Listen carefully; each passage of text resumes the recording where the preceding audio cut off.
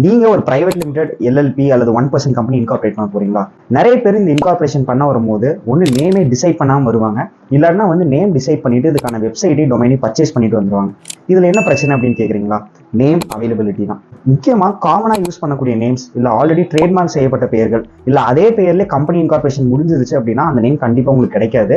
So நீங்கள் வந்து யூனிக்காக இருக்கிற மாதிரி பார்த்துக்கோங்க. அதே மாதிரி அந்த ட்ரேட்மார்க் செய்யப்படாத நேமை வந்து நீங்கள் செலெக்ஷன் பண்ணணும். அப்போ நான் அதை எங்கே போய் செக் பண்ணுறது அப்படின்னு கேட்டிங்கன்னா, ட்ரேட்மார்க் ஏற்கனவே அந்த நேமில் ஆயிருக்கானா ஐபி இந்தியா அப்படிங்கிற ஒரு போர்ட்டலில் போய் நீங்கள் செக் பண்ண முடியும். இல்லை இதே நேமில் வேறு ஏதாச்சும் கம்பெனி இன்கார்பரேட் பண்ணியிருக்காங்களா அப்படின்னு பார்த்தீங்கன்னா நீங்கள் அதை எம்சிஏ போர்ட்டலில் போயிட்டு உங்களால் தாராளமாக செக் பண்ணி பார்க்க முடியும். ஸோ ஓகே, எதுலையுமே இல்லை அப்படின்னா நான் என் நேமை லாக் பண்ணணும், என்ன பண்ணணும்னு கேட்குறீங்களா? நீங்கள் எம்சிஏ போர்ட்டலில் போயிட்டு ரன் அப்படின்னு சொல்லிட்டு இருக்கும் ரிசர்வ் யூனிக் நேம் அப்படிங்கிற ஒரு ஆப்ஷனில் நீங்கள் 1000 rupees பே பண்ணிட்டு உங்களோட நேமை வந்து ரிசர்வ் பண்ணி வைக்க முடியும். இதோட வேலிடிட்டி வந்து 20 days.